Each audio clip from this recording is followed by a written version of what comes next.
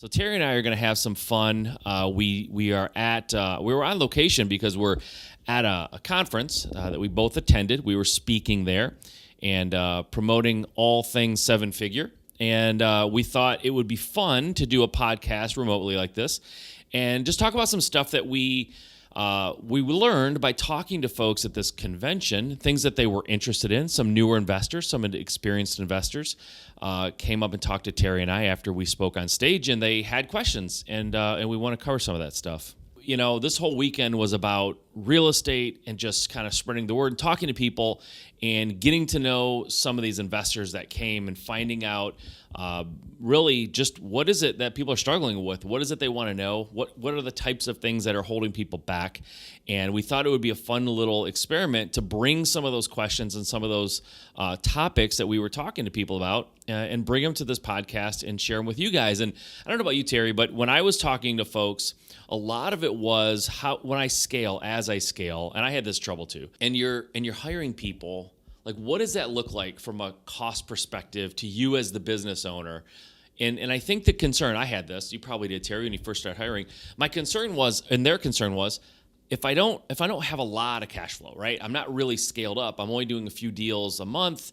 How do I bring people on? How do you pay them? What does that look like? What should I pay them? I don't know if you got that similar question when you were talking to folks. Yeah, it's interesting. You know, we had a couple people come up and talk, hey, they've got the money for the marketing, but either they're working a full-time job or they don't want to necessarily take all the phone calls. And it seems like, I don't know what you thought, Mike, but those couple of people, we thought maybe, hey, you should hire some sort of lead intake / administrator that can kind of cover a couple of bases for you as you get started. Right? Yeah. And I think that's the other thing, right? Like, who do I hire? Not just what do I pay them, but who do I hire and why?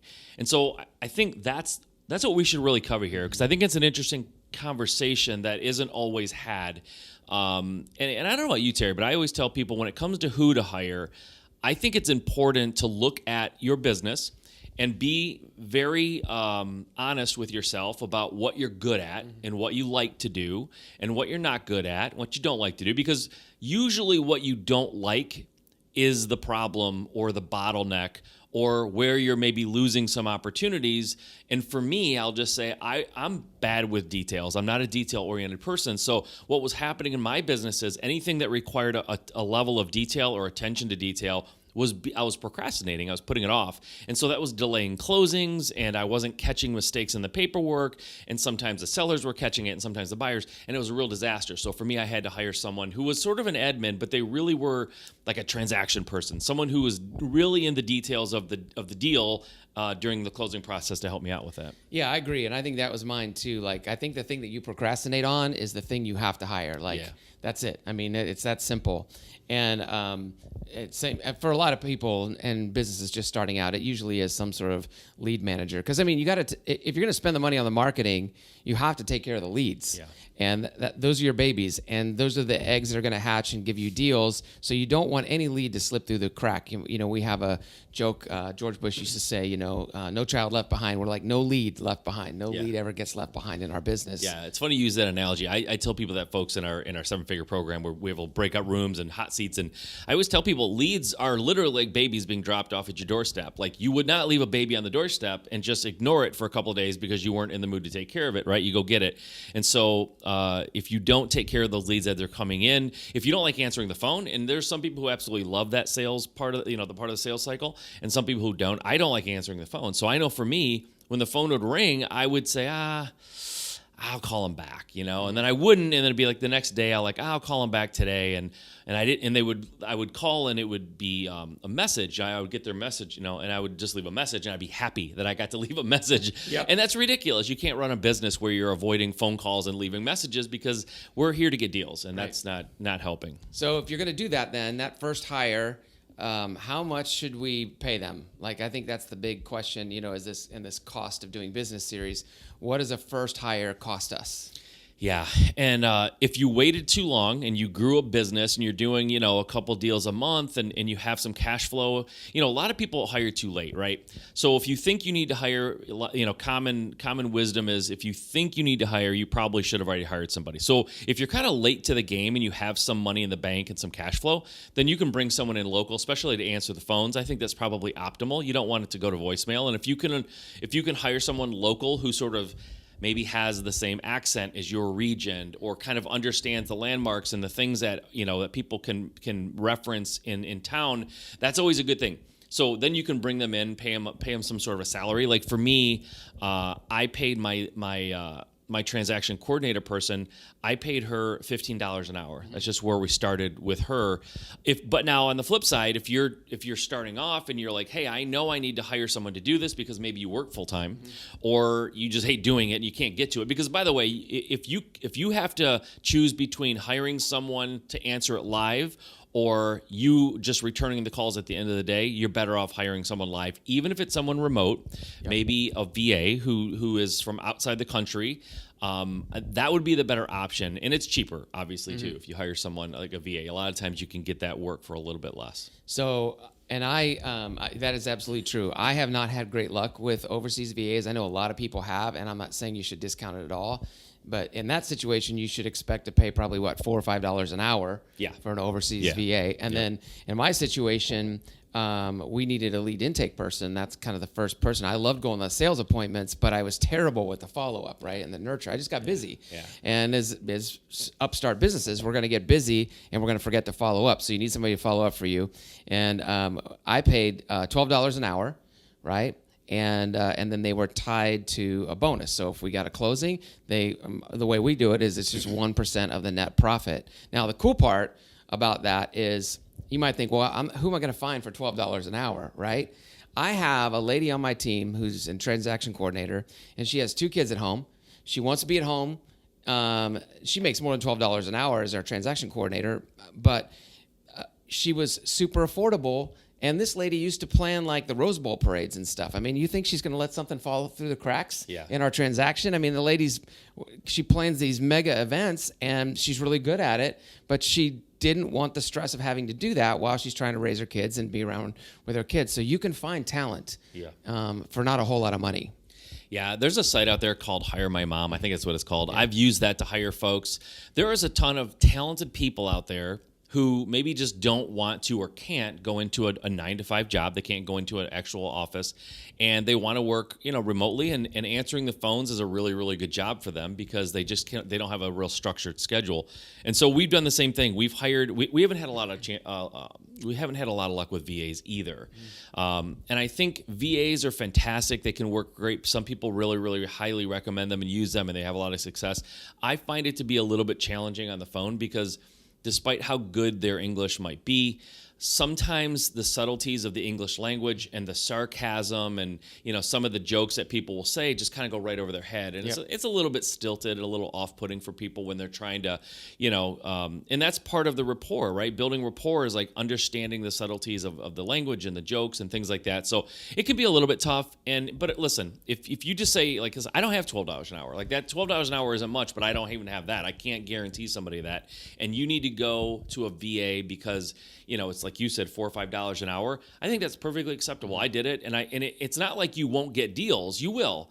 I just think there may be that deal here and there, or that appointment here and there where you miss because someone gets a little bit put off by the language barrier. But I say if your choice is that or not answering the phones live, then do it because you need to answer the phones live, and then transition to someone local if you can down the road. Yep.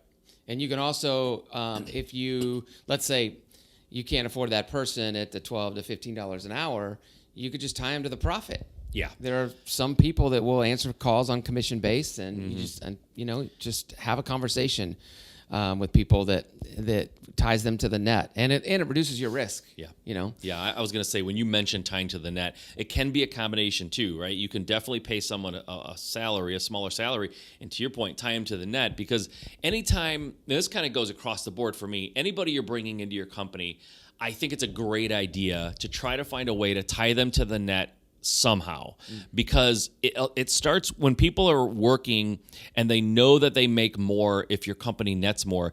You see all of the boats start aligning, and you all start rowing in the same direction, because you as the owner want your company to be highly profitable. Like, you want to increase the net.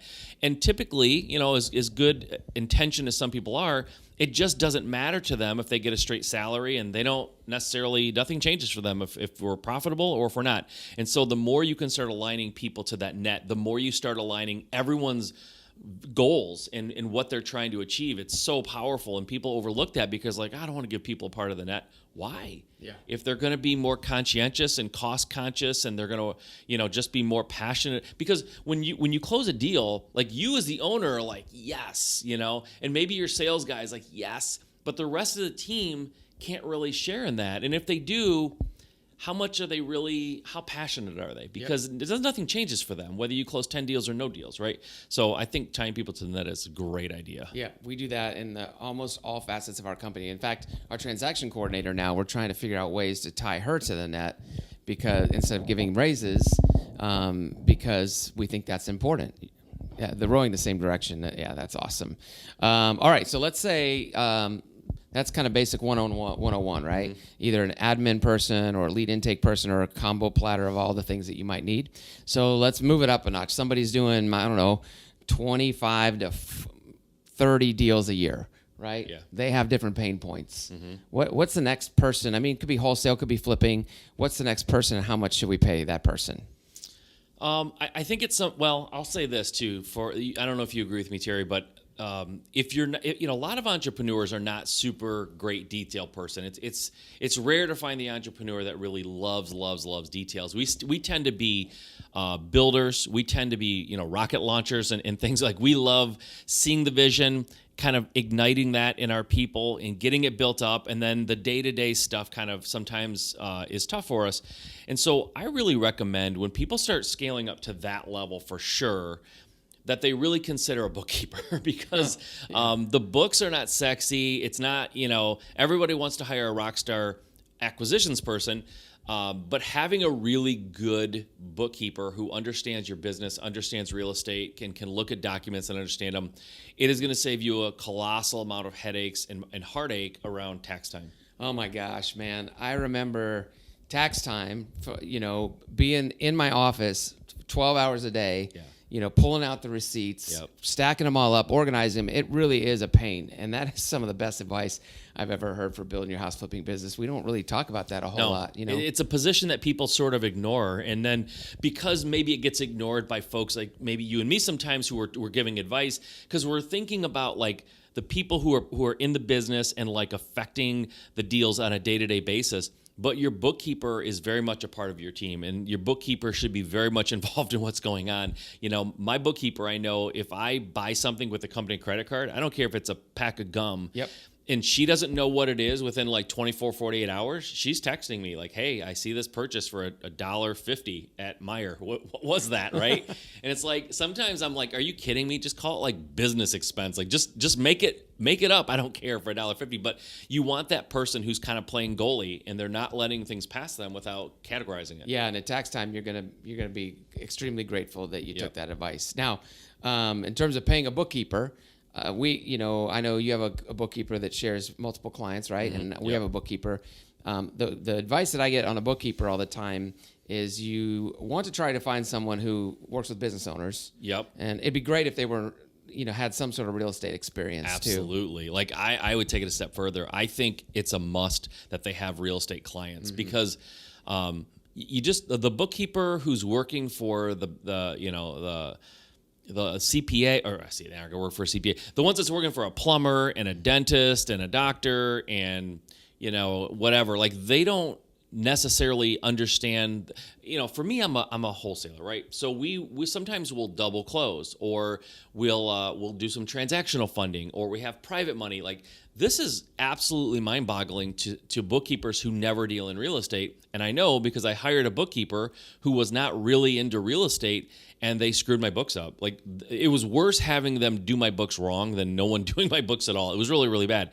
And so I hired a bookkeeper, And originally, they didn't work with anybody else. They only worked with me, and it was a mom who was getting back into bookkeeping after having kids.